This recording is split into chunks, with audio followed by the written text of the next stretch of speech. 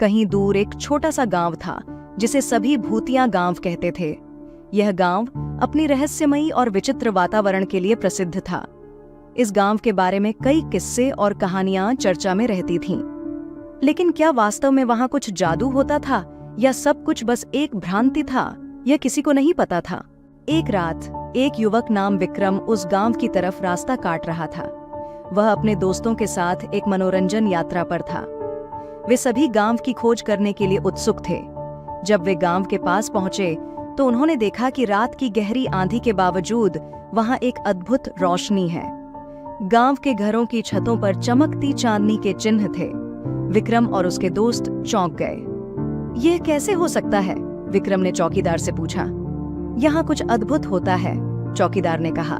यह गांव जादूगरों का गांव है। यहाँ की रोशनी और गांव की वातावरण सभी के लिए चमत्कारिक होती है। क्या यह सच है कि यहाँ कुछ जादू होता है?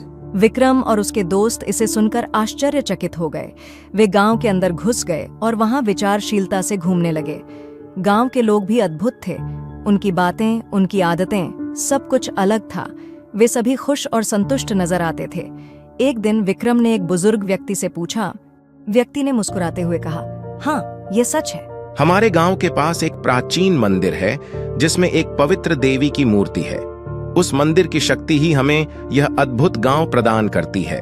विक्रम ने वहां के जादू के पीछे का रहस्य जानने का निर्णय किया। उसने अपने दोस्तों को भी साथ लिया।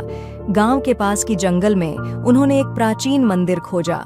मंदिर के द्वार पर लिखा था, ध्यान दें, यहाँ का जादू सिर्फ नीयत से काम करता है। विक्रम और उसके दोस्तों ने मंदिर के अंदर चले गए। उन्होंने वहां देवी की मूर्ति को पूजा और आराधना की। अचानक मंदिर की दीवारों से अद्भुत प्रकाश उत्पन्न होने लगा। एक जादूगरी आवाज गूंज उठी, वह जो नीयत से आया है वह इस गांव के अद्भुत जादू का सही इस्तेमाल कर सकता है। विक्रम और उसके दोस्तों के मन में एक नया उत्साह उमड़ा। उन्होंने समझा कि यह गांव जादूगरों का होने के बावजूद एक स्वर्ग समान है, जहां नेकी की नीयत और भलाई का जादू है। विक्रम और उसके दोस्तों ने वादा किया कि वे अब से हमेशा नेक कार्यों में लगेंगे और अपने आसपास के लोगों की मदद करेंगे। वे जादूगरों के गांव को एक समृद्ध और खुशहाल स्थान बनाने का संकल्प ले गए। इस प्रकार उन्होंने उस गांव को अपने प्रेम और सहायता से भर दिया और वहां का जादू उनके साथ रहने लगा। वे और उनके दोस्त ने मिलकर उस गांव को एक स्वर्ग बना दिया। इसी रूप में विक्रम और उसके दोस्तों की जादूगरी गांव की कहानी गाती रही और वे सदैव खुशियों से भरे रहे।